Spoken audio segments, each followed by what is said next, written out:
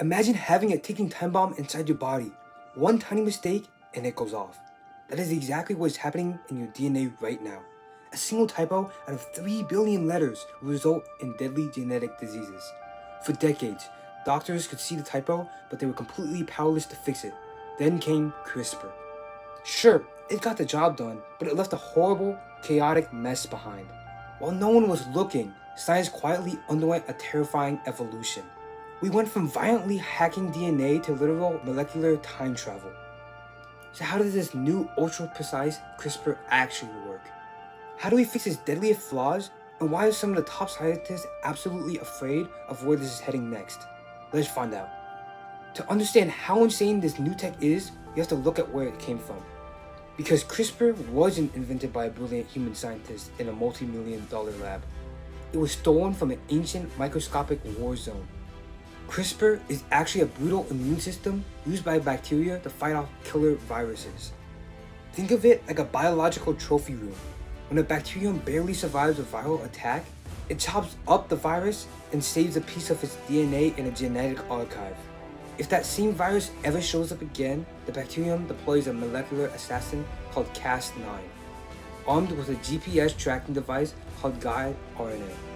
The GPS tracks down the virus, and the Cas9 assassin snipe cuts the viral DNA, neutralizing the threat instantly.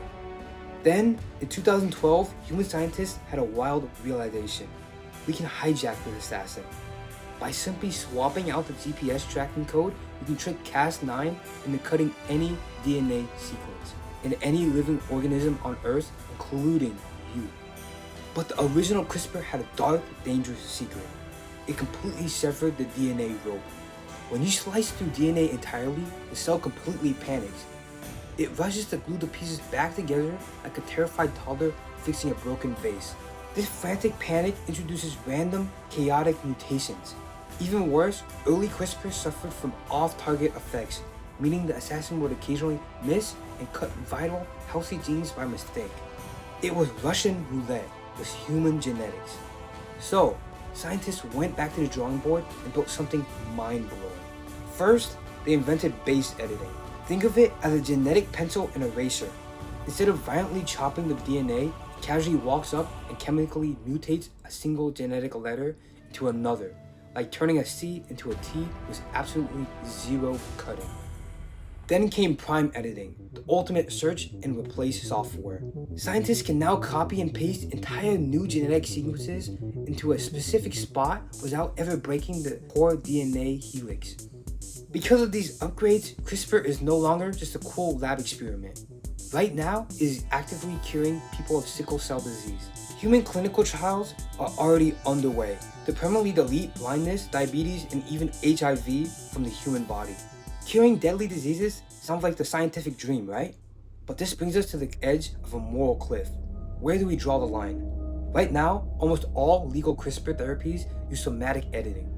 That means we fix the sick cells inside a living patient's body, the change fixes them, and the edit dies with them. But if you edit a human embryo, you are doing germline editing. Those genetic changes are permanently locked into every child, grandchild, and future generation that person ever has. You're talking about permanently altering the entire human gene pool. And that unlocks this ultimate sci-fi nightmare, designer babies. If we delete a gene for a fatal heart defect, what's to stop a parent from boosting genes for insane muscle density, 160 IQ, nocturnal vision? Where does it stop?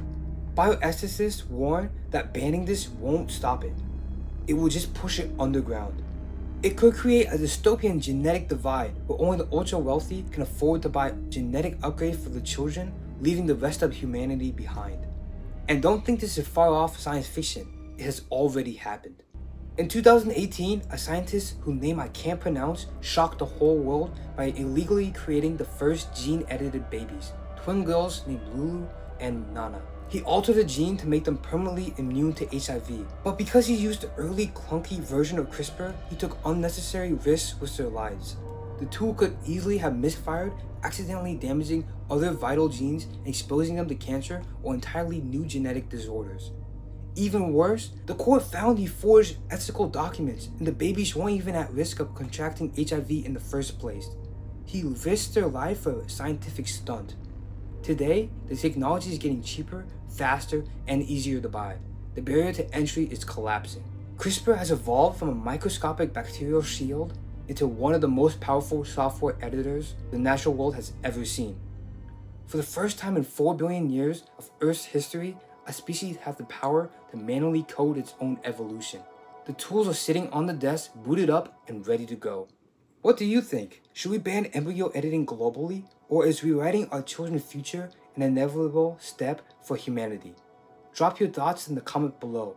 If this mind bend gave you goosebumps, smash that like button and hit subscribe. Thanks for watching, and I'll see you in the next video.